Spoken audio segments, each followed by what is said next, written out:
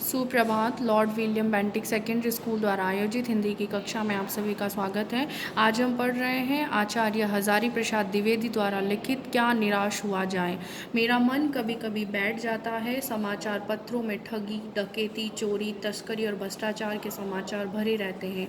आरोप प्रत्यारोप का कुछ ऐसा वातावरण बन गया है कि लगता है देश में कोई ईमानदार आदमी ही नहीं रह गया है।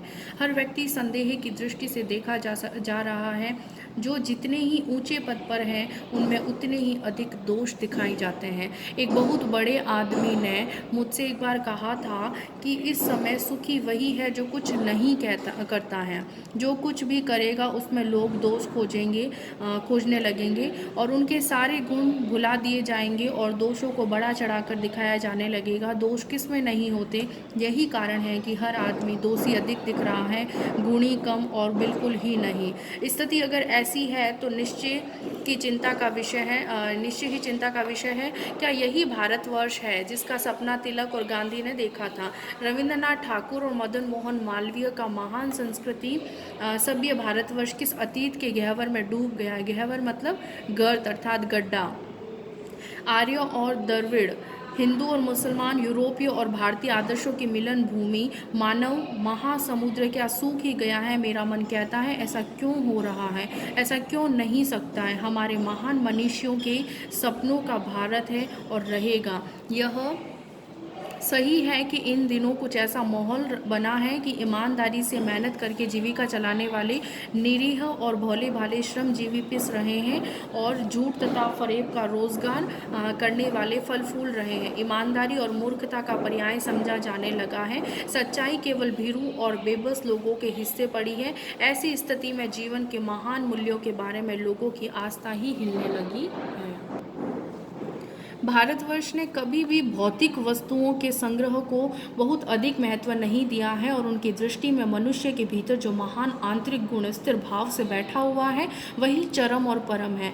लोभ, मोह, काम, क्रोध आदि विचार मनुष्य में स्वाभाविक रूप से विद्यमान रहते हैं, पर उन्हें प्रधान शक्ति मान लेना और अपने मन तथा बुद्धि को उन्हीं के इशारे पर छोड़ देना बहुत बुरा आचरण है। भारतवर्ष ने कभी भी उन्हें उचित नहीं माना और उन्हें सदा संयम के बंधन में बांध कर रखने का प्रयत्न किया। बहुत भूख की अपेक्षा नहीं की जा सकती और बीमार के लिए दवा की उपेक्षा नहीं की जा सकती। गुमराह को ठीक रास्ते पर ले जाने के उपायों की उपेक्षा नहीं की जा सकती। हुआ यह कि इस देश के कोटि कोटि दरिद्र जनों की हीन अवस्था को दूर करने के लिए ऐसे अनेक कायदे कानून बनाए गए हैं जो कृषि, उद्योग, वाणिज्य, शिक्षा और स्वास्थ्य की स्थिति को अधिक उन्नत और सुचारू बनाने के लक्ष्य से प्रेरित है। परंतु जिन लोगों को इन कार्यों में लगना है उनका मन सब समय पवित्र नहीं होता है। प्राय वे ही लक्ष्य को भूल जाते हैं और अपनी ही सुख सुविधा की ओर ज़्यादा ध्यान देने लगते हैं।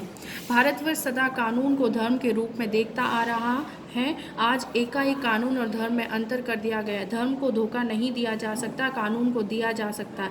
यही कारण है जो लोग धर्म भीरू है वे कानून की त्रुटियों से लाभ उठाने में संकोच नहीं करते हैं। इस बात के पर्याय प्रमाण खोजे जा सकते हैं कि समाज के ऊपरी वर्ग में चाहे जो भी होता रहा हो, भीतर भीतर भारतवर्ष अब भी यह अनुभव कर रहा है कि धर्म कानून से बड़ी चीज़ है। अब भी सेवा, ईमानदारी, सच्चाई और आध्यात्मिकता के मूल्य बने हुए हैं। वे दब अवश्य गए हैं लेकिन नष्ट नहीं हुए हैं। आज भी वह मनुष्य से प्रेम करता है, महिलाओं का सम्मान करता है और झूठ और चोरी को गलत समझता है, दूसरे को पीड़ा पहुंचाने को पाप समझता है और हर आदमी अपने व्यक्तिगत जीवन में इस बात का अनुभव करता है। समाचार पत्रों में जो भ्रष्टाचार के प्रति इतना आक्रोश है वह यही साबित करता है कि हम ऐसी चीज़ों को गलत समझते हैं और समाज के उन तत्वों को प्रतिष्ठा कम करना चाहते हैं। समाज के उन तत्वों की प्रतिष्ठा कम करना चाहते हैं जो गलत तरीके से धन या मान संग्रह करते हैं। दोषों का पर्दाफाश करना बुरी बात नहीं है। बुराई यह मालूम होती है कि किसी के आचरण के गलत पक्ष को उद्घाटित करके उसमें रस लिया जाता है और दोषोद्घाटन को एकमात्र कर्तव्य मान लिया जाता है। बुराई में रस लेना बुरी बात है, अच्छाई में उतना ही रस लेकर उजागर करना और भी बुरी बात है। सैकड़ों हज़ारों घटनाएं ऐसी घटती हैं जिन्हें उजागर करने से लोकचित्त में अच्छाई के प्रति अच्छी भावना जगती है। और एक बार रेलवे स्टेशन पर टिकट लेते हुए गलती से मैंने 10 के बजाय 100 रुपये का नोट दिया और मैं जल्दी जल्दी गाड़ी में आकर बैठ गया। थोड़ी देर में टिकट बाबू उन दिनों के सेकंड क्लास के डिब्बे में हर आदमी का चेहरा पहचानता हुआ उपस्थित हुआ और उसने मुझे पहचान लिया और बड़ी विनम्रता के साथ मेरे हाथ में 90 रुपये रख दिए और बोला, यह बहुत गलती हो गई थी, आपने भी नहीं देखा, मैंने भी नहीं देखा। और उनके चेहरे पर विचित्र संतोष की गरिमा थी और मैं चकित रह गया।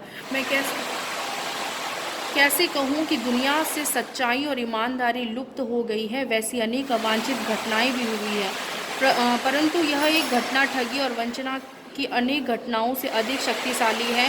और एक बार मैं बस में यात्रा कर रहा था और मेरे साथ मेरी पत्नी और 3 बच्चे भी थे। बस में कुछ खराबी थी, रुक रुक कर चलती थी। गंतव्य से कोई 8 किलोमीटर पहले ही एक निर्जन सुनसान स्थान में बस ने जवाब दे दिया। रात के कोई 10 बजे होंगे और बस में यात्री घबरा गए। कंडक्टर उतर गया और एक साइकिल लेकर चलता बना। लोगों को संदेह हो गया कि हमें धोखा दिया जा रहा है और बस में बैठे लोगों ने तरह तरह की बातें शुरू कर दी और किसी ने कहा यहाँ डकैती होती है। 2 दिन पहले इसी तरह एक बस को लूटा गया था। परिवार सहित अकेला मैं ही था। बच्चे पानी पानी चिल्ला रहे थे और पानी का कहीं ठिकाना न था। ऊपर से आदमियों का डर समा गया था। कुछ नौजवानों ने ड्राइवर को पकड़कर मारने पीटने का हिसाब बनाया और ड्राइवर के चेहरे पर हवाइयाँ उड़ने लगी और लोगों ने उसे पकड़ लिया। वह बड़े कातर ढंग से मेरी ओर देखने लगा और बोला, हम लोग बस का कोई उपाय कर रहे हैं, बचाइए, ये लोग मारेंगे। डर तो मेरे मन में था, पर उसकी कातर मुद्रा देखकर मैंने यात्रियों को समझाया कि मारना ठीक नहीं है, परंतु यात्री इतने घबरा गए कि मेरी बात सुनने को तैयार नहीं हुए। कहने लगे, इसकी बातों में मत आइए, धोखा दे रहा है, कंडक्टर को पहले ही डाकुओं के यहाँ भेज दिया है। मैं भी बहुत भयभीत था, पर ड्राइवर को किसी तरह मारपीट से बचाया। 1.5-2 घंटे बीत गए। मेरे बच्चे भोजन और पानी के लिए व्याकुल थे। मेरी और पत्नी की हालत बुरी थी। लोगों ने ड्राइवर को मारा तो नहीं, पर उसे बस से उतार कर एक जगह घेर कर रखा और कोई भी दुर्घटना होती है तो पहले ड्राइवर को समाप्त कर देना।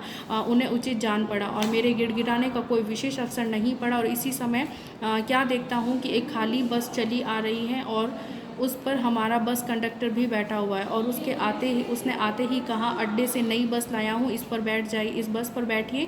और वह बस चलाने लायक नहीं है। फिर मेरे पास एक लोटे में पानी और थोड़ा दूध लेकर आया और बोला, पंडित जी, बच्चों का रोना मुझसे देखा नहीं गया। और वहीं दूध मिल गया था। थोड़ा लेता आया। यात्रियों में फिर जान आई और सब ने उसे धन्यवाद दिया। ड्राइवर ने माफ़ी मांगी और 12 बजे से पहले ही सब लोग बस अड्डे पहुंच गए। कैसे कहूं कि मनुष्यता एकदम समाप्त हो गई।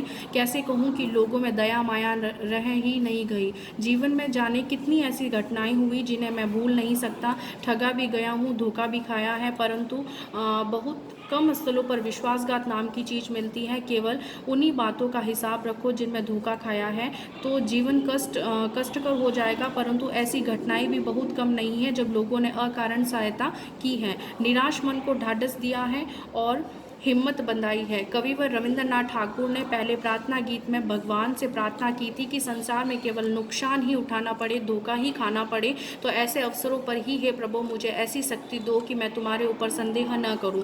मनुष्य की बनाई विधियां गलत नतीजे तक पहुंच रही हैं, इन्हें बदलना होगा। वस्तुतः आए दिन इन्हें बदला ही जा रहा है, लेकिन अब भी आशा की ज्योति बुझी नहीं है। महान भारतवर्ष को पाने की संभावना बनी हुई है, बनी रहेगी। मेरे मन निराश होने की जरूरत नहीं है। हजारी प्रसाद द्विवेदी। धन्यवाद।